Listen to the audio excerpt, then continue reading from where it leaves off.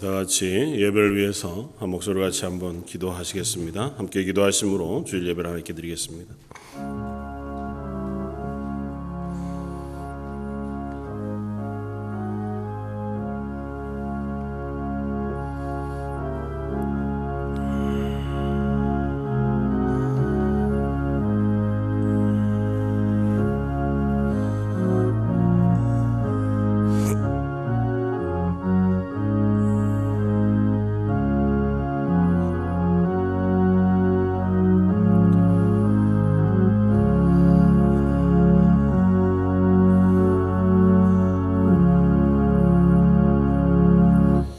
내가 하나님을 의지하였은즉 두려워하지 아니하리니 사람이 내게 어찌하리이까. 하나님이여, 내가 주께 서원함이 있사온즉 내가 감사제를 주께 드리리이다. 주께서 내 생명을 사망에서 건지셨음이라. 주께서 나로 하나님 앞 생명의 빛에 다니게 하시려고 실족하지 아니하게 하지 아니하셨나이까. 아멘.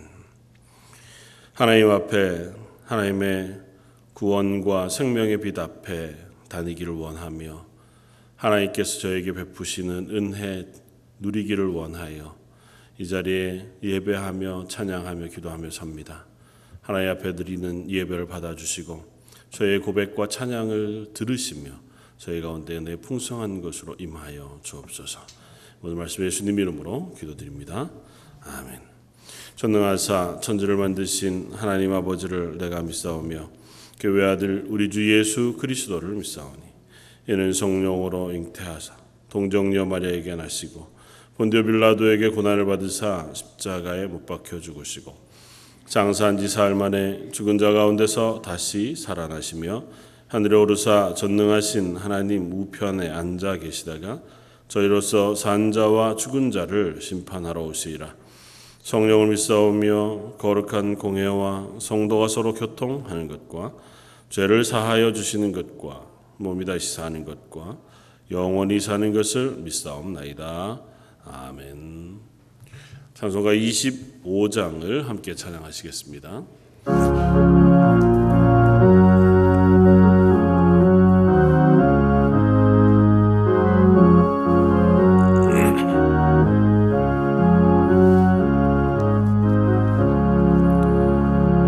멸류관 벗어서 주 앞에 들이세 저 천사 기쁜 노래가 온 땅에 퍼지네.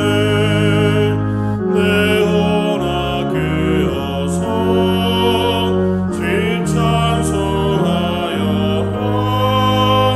온 백성 죄를 속하신 왕의 왕일세. 멸류관 벗어서 주 앞에 들이세 이 손과 몸의 상처가 영광진 빛나네. 하늘의 천사도 이 영광 보고서 고난의 신비 알고자 이름 모아도다. 멸류관 벗어서 주 앞에 들이세 온 세상 전쟁 그치고 참 평화 오겠네. 주 보좌 앞에서 온 백성 엎드려 이 한량없는 영광을 늘 찬송합니다.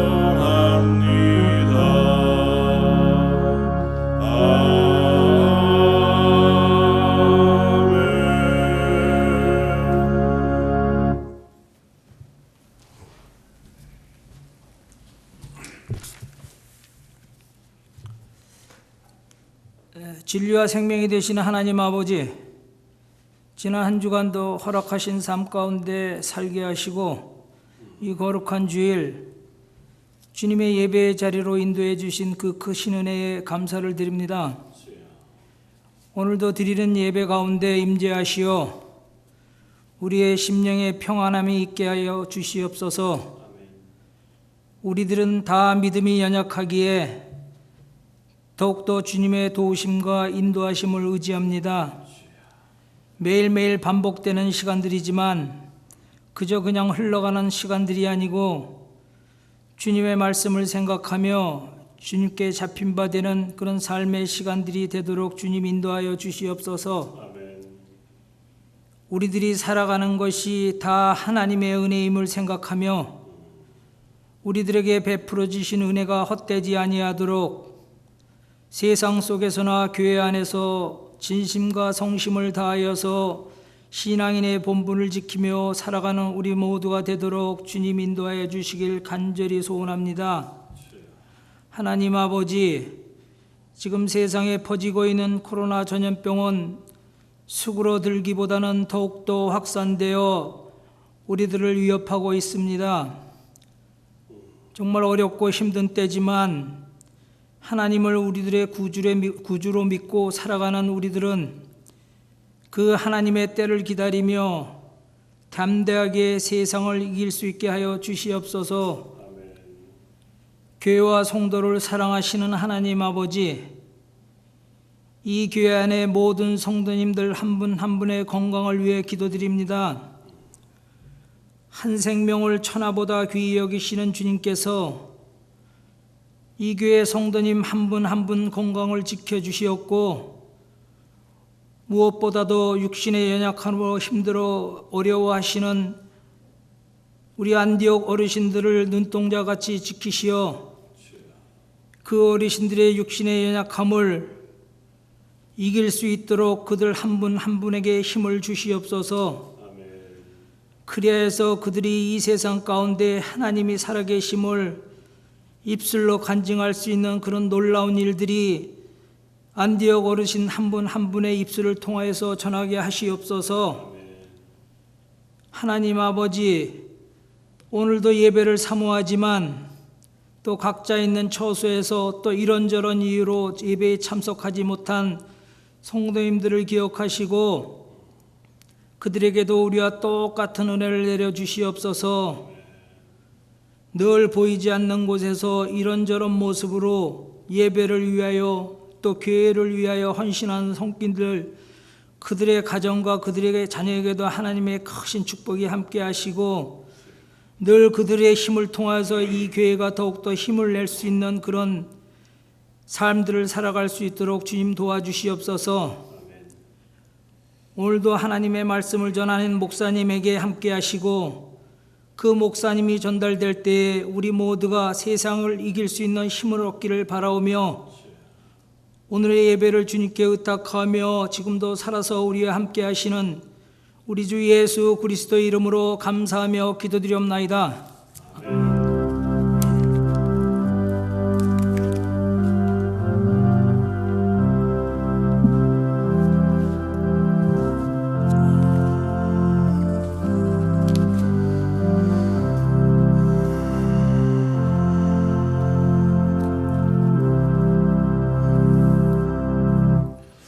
찬송가 452장을 한 장 더 찬양하시겠습니다.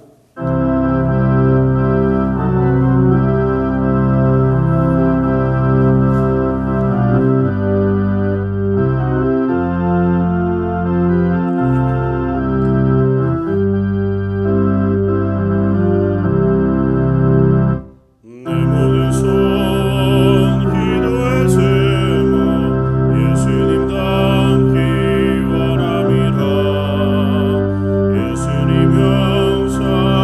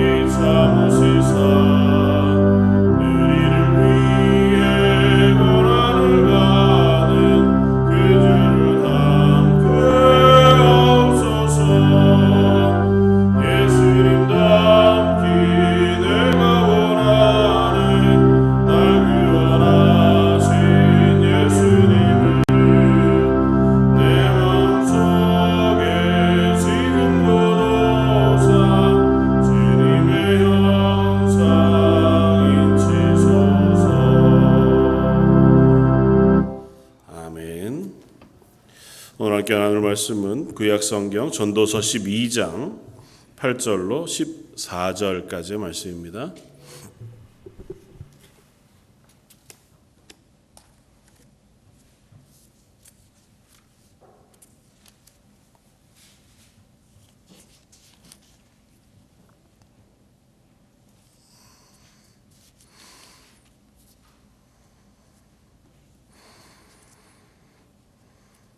전도서 12장 8절로 14절까지.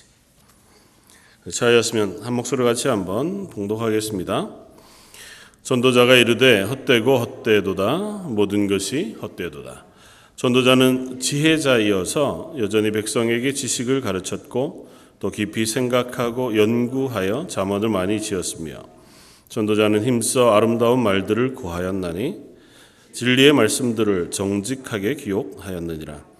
지혜자들의 말씀들은 찌르는 채찍들 같고 회중의 스승들의 말씀들은 잘 박힌 못 같으니 다 한 목자가 주신 바이니라. 내 아들아 또 이것들로부터 경계를 받으라. 많은 책들을 짓는 것은 끝이 없고 많이 공부하는 것은 몸을 피곤하게 하느니라. 이래 결국을 다 들었으니 하나님을 경외하고 그의 명령들을 지킬지어다. 이것이 모든 사람의 본분이니라. 하나님은 모든 행위와 모든 은밀한 일을 선악간에 심판하시리라. 아멘. 전도서 말씀은 제일 우리가 익숙히 기억하는 본문은 헛되고 헛되니 헛되고 헛되면 모든 것이 다 헛되다고 하는 전도서의 고백이 아마 가장 많이 기억날 것 같아 보입니다. 긴 코로나 바이러스로 인한 시간들을 지나가면서 새로운 환경들에 우리가 많이 적응해 가기도 하고 또 어느 틈에가 익숙해져서 그냥 일상을 사는 것처럼 살아가기도 하기는 하지만 이런 것들이 우리의 마음이나 생각들을 좀 변화시키는 것만은 분명해 보입니다. 그리고 아마 그런 변화들이 앞으로 계속 더 많아지면 많아지지 예전으로 돌아가는 것은 아마 참 어렵겠다 생각이 되어져서 또 한편으로는 그것이 슬프기도 하고 안타깝기도 하다 생각이 되었습니다. 특별히 다음 세대들을 생각하면 잘 회복되어지고 또 건강하게 돌아가면 좋겠다 생각이 되어지지만 그렇지 않을 것 같은 오히려 이 바이러스 문제뿐만 아니라 전 세계적으로 있는 자연 재해들도 훨씬 더 심각해져 가는 수준으로 변해가고 있어서 그것이 서로 계속 시너지를 일으켜서 조금 더 삶의 어려운 방향으로 우리를 몰고 가는 것은 아닌가 하는 걱정들을 하게 됩니다. 심리들을 조사를 해보았대요. 그러니까 이 사태가 일어나면서 이런 변화를 겪으면서 만나게 되어지는 가장 큰 아마 심리적인 변화는 불안감이겠죠. 불안함, 미래에 대한 불안함, 그리고 그게 결국은 타인에 대한 두려움 혹은 낯선 것에 대한 두려움으로 드러나게 되어지기도 한다고 얘기를 하더라고요. 특별히 젊은 세대들, 캐나다에서 있는 우리 자녀 세대들은 조금 다른 것 같아 보이기는 하지만 익숙하게 이런 어려운 문제들을 많이 이렇게 접하게 되는 젊은 세대들이 오히려 더 많이 허무해하고 우울해하고 소망을 잃어가는 모습들을 보게 됩니다. 그래서 무엇인가를 준비하고 기대하고 막 달려가기보다 아이고야 이건 내가 아무리 애써도 변화할 것이 없구나. 내가 바꿀 수 있는 게 별로 없구나. 내 삶의 어떤 모양이 훨씬 더 나아지기가 쉽지 않구나고 하는 우울함과 절망 같은 것들이 생겨나게 되어진다는 것입니다. 한국에 있는 제자들 혹은 가르쳤던 친구들의 이야기를 들어보면 한국에서는 이미 그런 것들이 굉장히 많이 가득 차서 젊은 세대들에게 있어서 그 마음을 되돌리게 할 만한 소망을 가르치기가 쉽지 않다는 것입니다. 그러니까 아무리 기대를 이야기하고 소망을 이야기하고 힘을 내라고 얘기해도 그렇게 해서 변화될 것 같아 보이지 않는다는 거죠. 결혼하는 것도, 직장을 얻는 것도, 혹은 집을 사고 안정적인 삶을 살아가는 것도 너무 멀리 있어 보여서 그냥 오늘이나 열심히 즐겁게 사는 것, 오늘 하루라도 그냥 즐기는 것이 더 낫겠다, 그렇게 생각되어지는 생각들을 한다고 합니다. 아마 우리들에게도 비슷한 생각들이 없지는 않겠다 생각이 되었습니다. 오늘 본문 전도서는 사실은 설교하기가 참 어렵습니다. 성경에 이런 말씀이 있다는 것 자체가 당황스러울 만한 말씀들이 전도서 안에는 계속해서 나타나고 고백되어지고 있거든요. 전도서를 쓴 사람은 솔로몬이고, 솔로몬은 그야말로 역사상 가장 지혜롭기도, 그리고 어떤 의미에서는 참 많은 권력과 또 참 죄송한 표현이지만 아내도 제일 많이 가져본 사람 중에 하나잖아요. 여인들도 자기의 후궁이니 해서 숱한 사람들을 자기 아내로, 그리고 또 땅이나 먹을 것 역시 대단한 것을 가져보았던 사람으로 스스로를 돌아보면서 쓴 것 같은 이 전도서의 말씀 속에 그의 고백은 참으로 절망스럽다고 생각될 만해요. 계속해서 자기의 인생의 경험들이 다 허무하더라, 그렇게 고백합니다. 심지어 해 아래에서 내가 반복되어 나타나는 두 단어를 뽑자면 하나는 해 아래고 또 하나는 헛되다거든요. 그러니까 조합하면 해 아래에서 모든 것이 헛되다는 거예요. 우리가 이 땅에 살아가는 모든 것이 헛되더라는 겁니다. 많이 먹어봤는데 그것도 별 의미가 없더라. 내가 돈도 많이 가져봤는데 그것도 별 의미가 없더라. 꿈을 가지고 열심히 일하고 좋은 선한 일들을 최선을 다해서 해봤는데 그것도 별것 아니더라. 그러니까 그 모든 것에 대해서 그렇게 자기의 경험을 토로하는 이야기를 읽다가 보면 도대체 이 이야기를 뭐 때문에 우리에게 들려주는 걸까 하고 하는 의문을 갖게 되었습니다. 말씀을 생각하면서 처음 여러분들에게 함께 나누고 싶은 말씀은 이것입니다. 우리의 인생은 허무할 수 있다는 것입니다. 우리가 살아가는 인생은 당연히 허무할 수밖에 없다까지는 아니어도 허무감을 느끼고 절망할 수 있고 실망할 수 있고 낙담할 수 있는 인생이라고 하는 사실을 우리가 인정할 필요가 있다. 당혹스럽거든요. 가끔 가다가 보면 내가 뭐 하는 건가? 그동안 이렇게 애써서 수고하고 막 열심히 달려온 인생을 되돌아보면서 내가 여기까지 이렇게까지 열심히 해온 이유가 뭘까? 문득 그런 생각이 들 때가 있으시잖아요. 캐나다 이민 와서 나름대로 여기에 정착하면서 또 살아가기 위해서 자녀들을 키우기 위해서 그야말로 밤낮 가리지 않고 참 열심히 살아온 것 같은데 그 살아온 결과가 지금 이거야? 참 답답하다. 그 느낄 만한 때가 왜 없지 않겠습니까? 아까 말씀드렸듯이 젊은 세대들이 느끼는 건 또 다르겠죠. 내가 이렇게 공부하고 해봐야 부모님 세대들처럼 살 수는 없을 것 같은 것을 생각하면 허무할 수 있죠.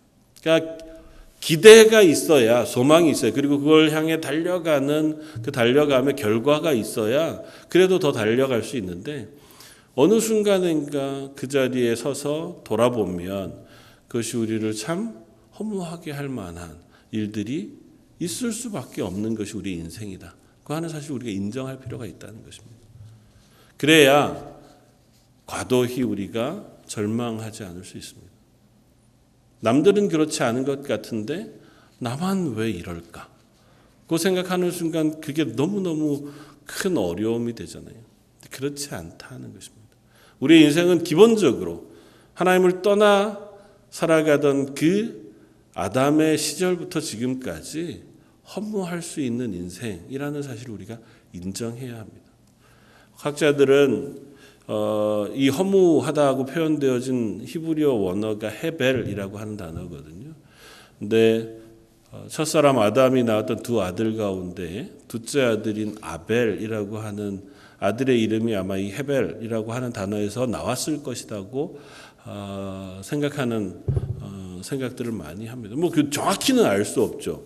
그러니까 성경에는 아담이 첫째 아들을 낳고 가인이라고 이름했을 때에는 내가 아들을 얻었다라고 하는 표현으로 가인으로 지었어요. 가인의 뜻은 얻었다는 거거든요. 내가 무엇인가를 이제 얻은 거, 생명을 낳았다. 그러니까 하와는 내가 생명을 낳았다, 창조해내었다 그렇게 고백하거든요. 그러니까 내가 생명을 낳았고 생명을 얻은 거예요. 그러니까 우리의 인생이 끝날 것 같았는데 하나님으로부터 벌받고 징계받아 저주받아 쫓겨나가 척박한 땅으로 나와서 이 삶을 살아가는 동안은 정말 수고하면서 살 수밖에 없었겠죠. 에덴 동산에서의 삶과는 다르니까요. 그런데 아들을 낳았어요. 생명을 다시 잉태하고 그 생명이 자라는 것을 보면서 소망이 생긴 거죠.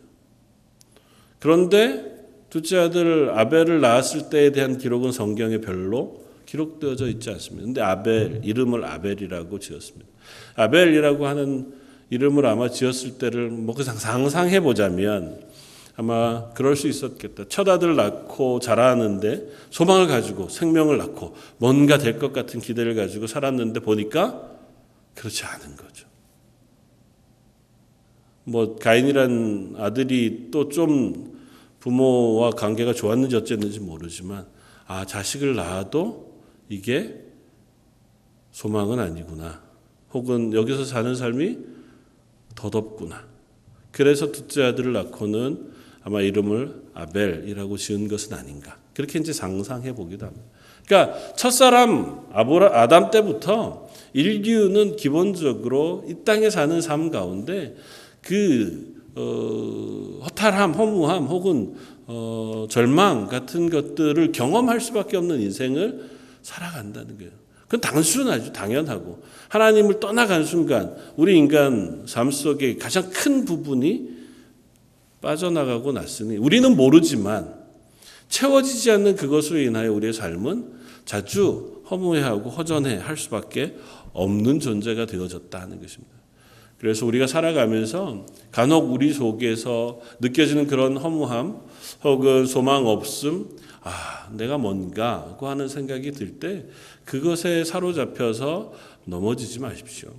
우리는 그럴 수밖에 없는 존재인 것을 인정하고 다들 그렇게 느낄 수밖에 없고 우리가 이 땅을 살아가는 한은 해 아래에서는 그런 감정을 느끼는 것이 너무도 당연하다고 하는 사실을 인정할 필요가 있다 하는 것입니다.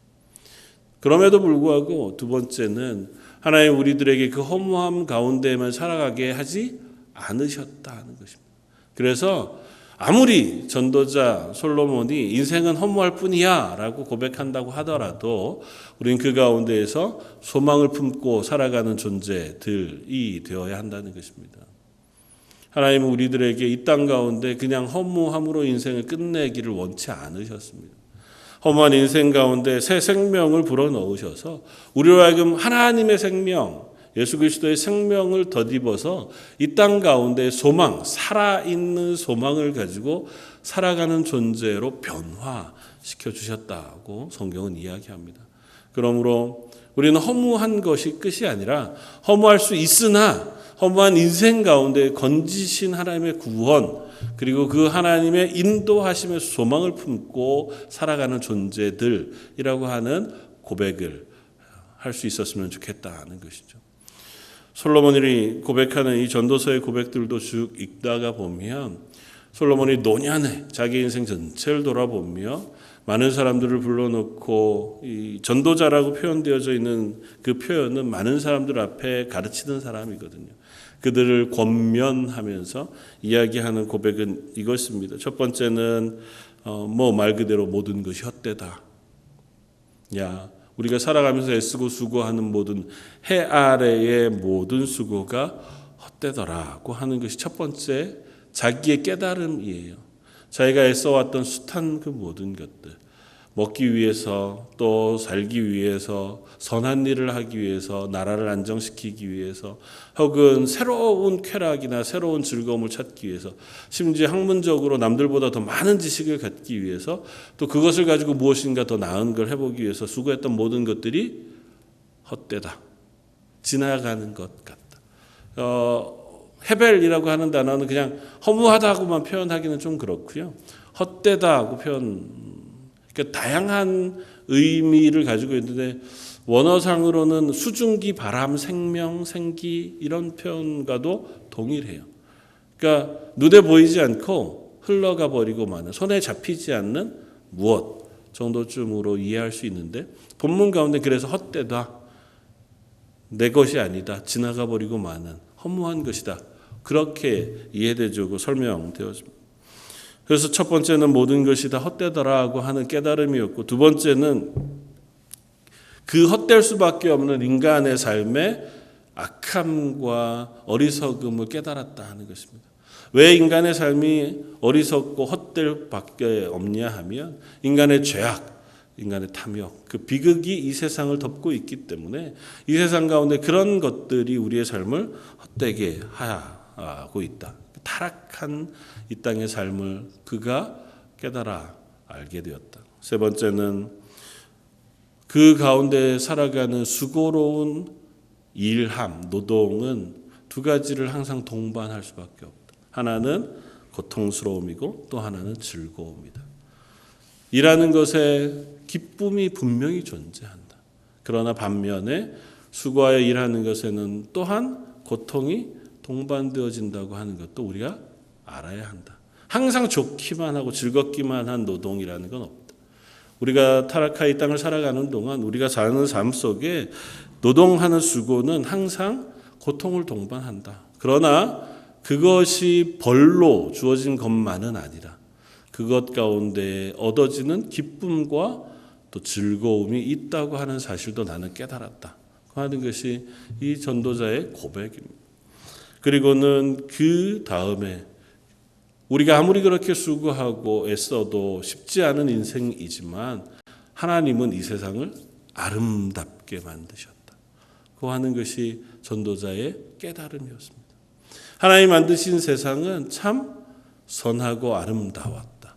그 가운데 살아간 우리의 삶이 그렇다 할지라도 이것 가운데 만드신 하나님의 선하심, 그 하나님의 크심은 여전하다는 것입니다. 그러므로 그 하나님의 때, 그 하나님을 기억하면서 이 땅을 살아가는 그 시간을 우리가 살아가도록 권면합니다. 하나님을 기억한다면, 그 선하신 하나님을 너희가 알고 있다면 그 하나님 앞에서 살아가는 이 땅의 삶은 즐거울 수 있다고 하는 거죠. 그래서 청년의 때에 너희가 창조자를 기억해라.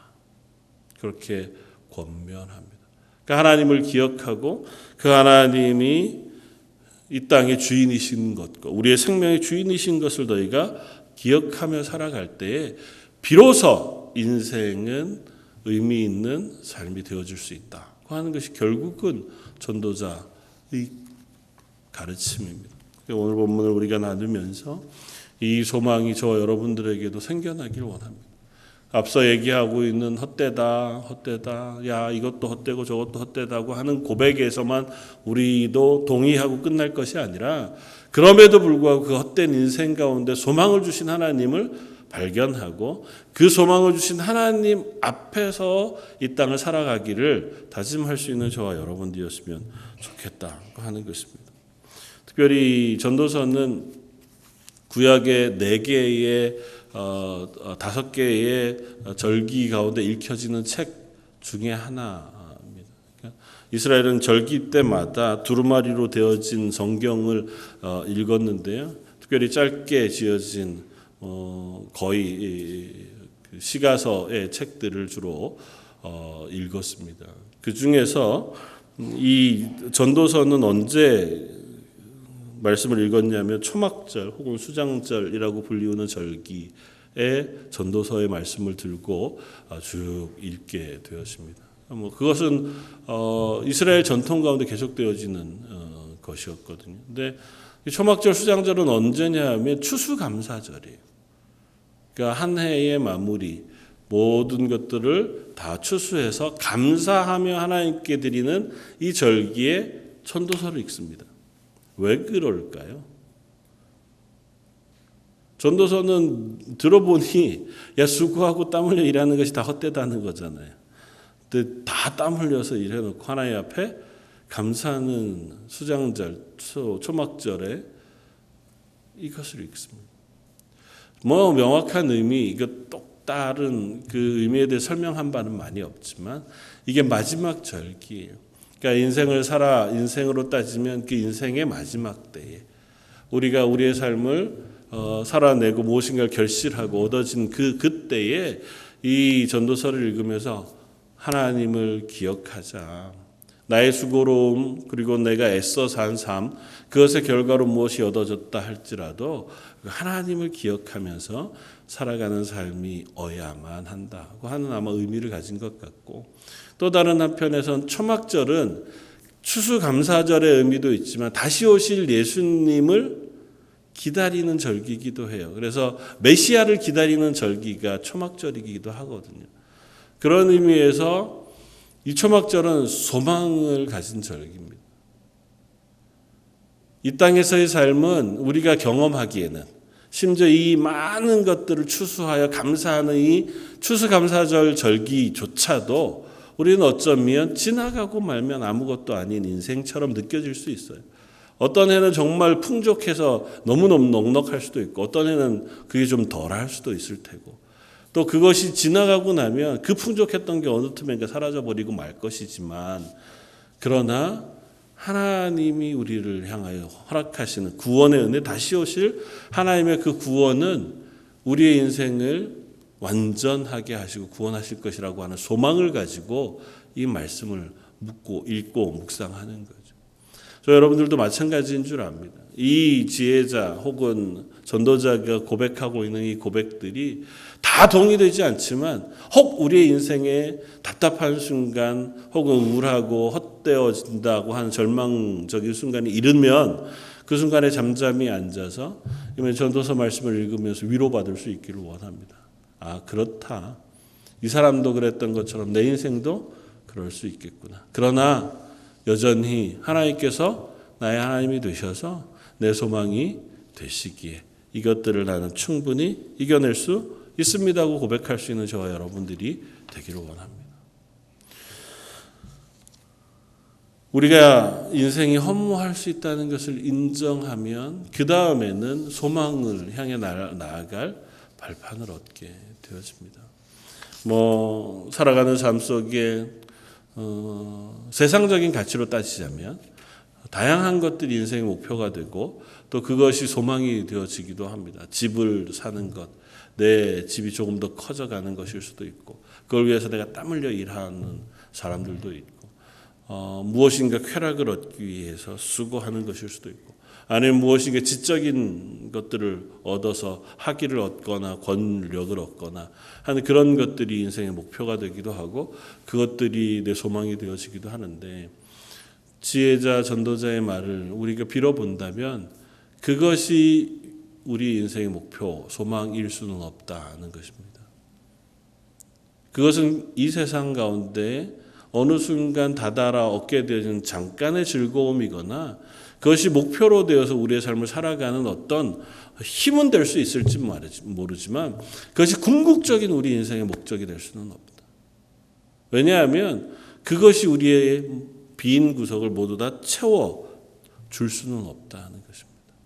그 역사 속에 이 땅에 살아오던 숱한 사람들의 삶이 우리를 가르치는 교훈이기도 하다는 것입니다. 아무리 많은 것들을 가졌던 사람들이라 할지라도 어느 한순간 하나님 그들을 불러가시면 그저 이 땅의 삶을 끝내고 하나님께로 가는 수밖에 없었습니다. 건강을 자랑하던 사람들, 누구보다 건강하고 누구보다 힘이 있던 사람들도 나이를 들어가면서 점점 우리의 힘이 빠져가고 건강이 이루어져 가는 것을 봅니다. 요즘 어르신들과 가끔 통화하면서 교회 출석하지 못하시는 분들 가운데 신체적으로 많이 약해지시는 어르신들을 뵙니다. 그러면 참 안타깝고 또 한편으로는 위에서 늘 기도하지만 조금 더 힘이 있어 강건해지어서 예배 자리에 출석할 수 있기를 간절히 원합니다. 그러나 우리가 아는 것처럼 참 쉽지 않습니다. 약해져간 건강이 젊은 시절로 되돌아가는 일은 별로 잘 없잖아요. 어쨌든 잘 유지할 수 있고 그 건강을 조금 회복해서 좀 더 강건하게 우리가 지나가기 위해서 애쓰지만 완전히 젊어지거나 완전히 새로워져서 옛날에는 안 그랬는데 시절로 돌아갈 수는 없는 게 우리 인생이란 말이죠. 우리 인생은 분명히 한 방향으로 흘러갑니다. 그러나 그 가운데에서 하나님의 나라를 소망하게 되어질 때, 그 하나님께서 내 인생을 부르신 그 부르심을 우리가 깨닫게 되어질 때 비로소 우리 인생은 새로운 변화를 맞이하게 되어질 수 있다는 것입니다. 내가 세상이 바라던 목적, 세상이 기대하던 그것들을 우리가 얻으려고 할 것이 아니라 하나님 우리에게 맡기신 인생 가운데 하나님 앞에서의 삶을 살아가기로 작정하는 그 고백들, 그리고 그 삶을 통해서 하나님 우리를 기쁘시게 하고 또한 즐겁게 하실 것이다 하는 것입니다. 그래서 전도서는 어떻게 살으란 말이냐? 다 허무하며 살지 말란 말이냐? 전도서는 이렇게 우리들에게 가르칩니다. 첫 번째는 너 주어진 가정에 감사하고 소박한 삶을 살아가는 것을 행복이라 여기며 살아가라고 하는 것입니다. 그러니까 지금 살아가는 너의 삶에 만족하면서 그 가정 안에 충실하게 살아가라. 9장 9절에 내 헛된 평생의 모든 날 곧 하나님이 해 아래 내게 주신 모든 헛된 날에 내가 사랑하는 아내와 함께 즐겁게 살지어다. 그가 내가 평생에 해 아래에서 수고하고 얻은 너의 몫이다고 얘기합니다. 그러니까 가정이 네가 평생 수고하고 애쓴 것, 그것으로 하나님께 허락하신 몫이니 그 가정에서 서로를 위하고 사랑하며 잘 살아가라. 그게 지혜자의 가르침입니다. 두 번째는 이 땅에서 살아가는 삶이 다 헛될지는 모르지만 선을 행하면서 살아가는 것, 그것은 의미 있는 것이다. 3장 11절 이하에 하나님이 모든 것을 지으시되 때를 따라 아름답게 하셨고 또 사람들에게는 영원을 사모하는 마음을 주셨다고 고백합니다. 사람들이 사는 동안에 기뻐하며 선을 행하는 것보다 더 나은 것은 없는 줄을 내가 알았다. 지혜자는 그렇게 고백합니다. 이게 전부는 아니지만 그래도 어떻게 보면 흘러가 버리고 마는 인생 가운데 그나마 우리에게 하나님께서 주신 좋은 것, 그것은 선을 행하는 것이더라. 주변에 있는 이들을 사랑하는 것이다. 하나님께서 내게 맡겨주신, 만나게 하신 사람들을 향해 선을 행하고 그들을 향하여 돕는 삶을 살아갈 때에 하나님께서 그것을 우리에게 기쁨으로 주게 되셨다고 그렇게 고백합니다. 세 번째는 그러므로 서로 도우며 살아가라. 그리고 그 삶 가운데서 창조자 하나님을 기억해라. 계속 반복해 전도서에서 고백하는 고백이 이것이기도 합니다. 그러므로 너를 만드신 이를 기억하라. 그러므로 인생의 때에 창조자 하나님을 기억하라. 그리고 그 하나님을 경외하라는 것입니다. 왜냐하면 오늘 본문에 우리가 읽은 말씀 가운데 마지막 결론은 이렇게 씁니다. 13절 일의 결국을 다 들었으니 하나님을 경외하고 그의 명령들을 지킬지어다. 이것이 모든 사람의 본분이니라. 하나님은 모든 행위와 모든 은밀한 일을 선악간에 심판하시리라. 너의 인생이 하나님의 심판대 앞에 선다는 사실을 잊지 말아라. 그러므로 하나님을 기억하고 이 땅을 살아가는 삶은 우리에게 의미 있다. 그 하나님 앞에서 살아가는 삶이 필요하다. 그러므로 아무 소망이 없고 아무 의미가 없는 것 같아 보이는 삶이라 할지라도 우리를 바라보시는 하나님 앞에서 너희가 선을 행하며 바르게 살아갈 때 그 인생을 하나님 기뻐하시고 그 인생을 지켜주신다고 하는 것이 전도자의 고백입니다. 하나 정도 여러분, 이 전도자의 고백 가운데 완전히 드러나지는 않지만 마지막으로 함께 나누고 싶은 것은 이것입니다. 우리의 허무한 인생을 결국은 의미 있게 만드신 것은 예수 그리스도의 구원의 은혜라는 것입니다.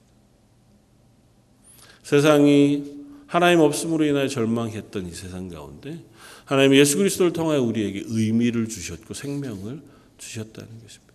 전도자의 글 가운데 아주 힌트로 조금씩 나타나긴 하지만 오늘 본문 11절은 우리에게 이렇게 씁니다. 지혜자들의 말씀은 찌르는 채찍들 같고 회중들의 스승들의 말씀은 잘 박힌 목과 같으니 다 한 목자가 주신 바이더라. 다 한 목자가 우리에게 지혜를 줘요. 그래서 그 말씀들을 통해서 우리로 하여금 바르고 정직하게 그리고 지혜롭게 살아갈 수 있도록 이렇게 길들을 인도해 준다고 표현합니다. 그게 그 말씀을 주신 분을 한 목자라고 표현해요. 우리의 목자 되신 분은 하나님이시죠.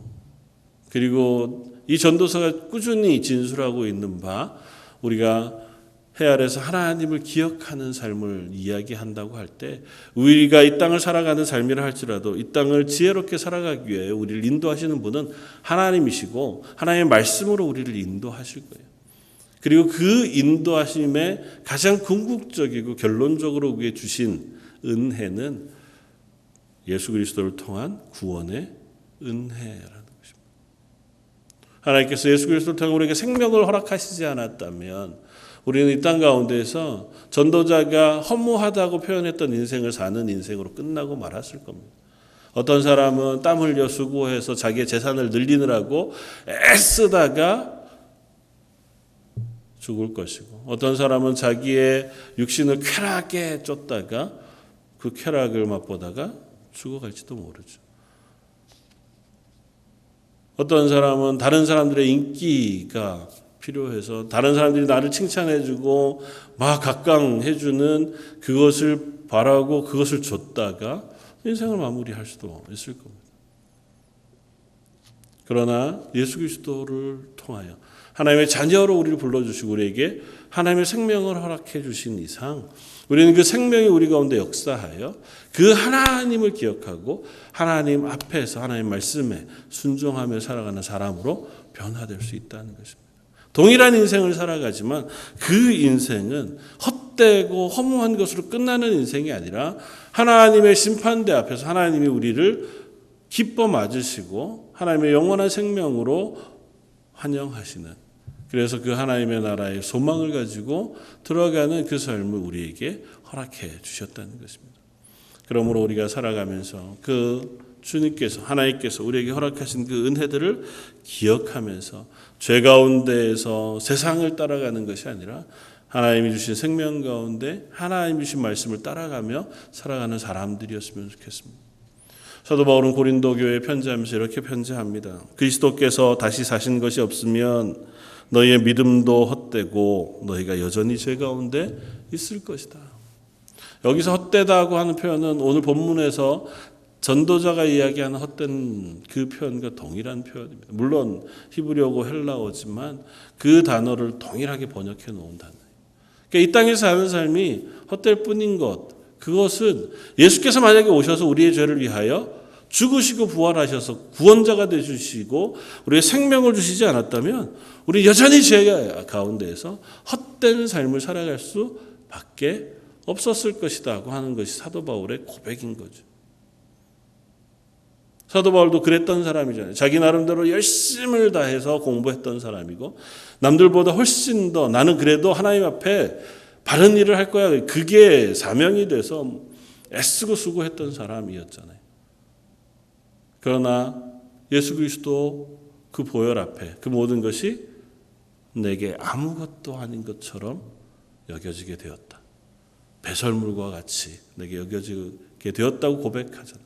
그러면서 나를 죄 가운데 구원하신 그 예수 그리스도 때문에 비로소 내 인생이 의미를 찾고 또 이 땅 가운데에서 하나님 앞에 살아가는 소망을 갖게 되었다고 고백하게 되었습니다. 저 여러분들의 삶도 그럼에도 불구하고 아마 일상이 반복되겠죠. 동일하게 수고해야 땀 흘려야 이 땅을 살아갈 겁니다. 여전히 우리의 가운데 놓여진 환경과 상황들을 보면 가끔 답답하고 그것 때문에 속상하고 가끔은 이게 뭔가 싶은 때가 없지 않을 줄 압니다. 그러나 멈추어 서서 그 가운데 나에게 생명을 주시고 예수 그리스도의 생명을 통하여 우리를 구원하신 하나님의 구원을 기억하면서 그렇게 구원하신 하나님이 나를 부르셨고 이 땅을 살게 하셨구나. 그렇다면 나는 이 땅의 삶을 어떻게 살아야 할 것인가? 이 땅 가운데서 나는 무엇을 고백하며 살아가야 할 것인가를 묵상하면서 그리스도인으로 오늘 하루도 하나님 그리스도인으로 살게 해 주십시오. 내 삶을 통해서 하나님 부르심에 응답하며 살게 해 주십시오. 그렇게 고백할 수 있는 저 여러분들 되시기를 주님의 이름으로 부탁을 드립니다. 다시 한번 기도하겠습니다. 세상을 살아가는 모든 것들이 다 헛되다 그렇게 고백하는 전도자의 고백 가운데에서 그럼에도 불구하고 우리는 우리를 창조하신 하나님을 기억하며 우리를 구원하신 그 구원의 생명을 우리 속에 담아 이 땅의 삶을 그 하나님 앞에서 의미롭게 그리고 소망 가운데 살아가게 되어졌다 하는 고백을 듣습니다. 하나님, 이 고백이 저희의 고백이 되기를 원합니다. 이 땅을 살아가면서 참으로 낙담할 때도 많고 소망 없어 흔들릴 때도 많이 있습니다.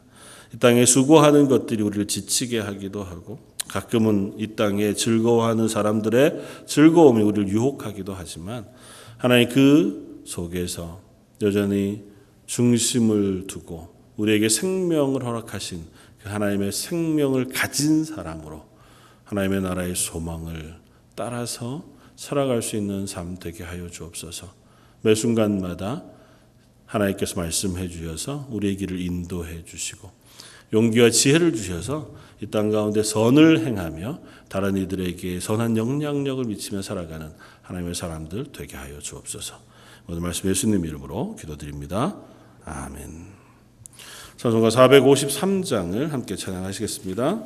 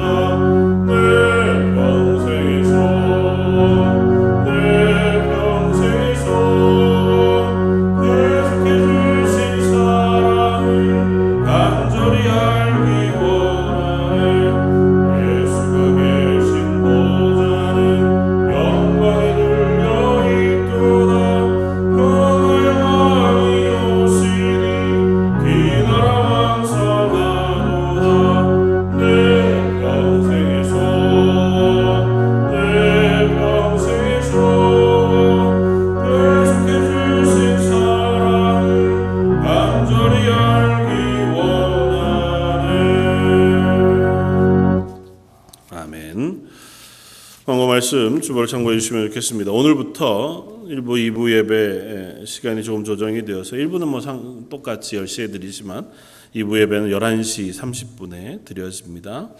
기억하시고 혹 2부 예배 참석하게 되어질 때 시간 착오 없으시기를 바랍니다. 또 예배별 참석 목장들이 조금씩 바뀌어 가는데요.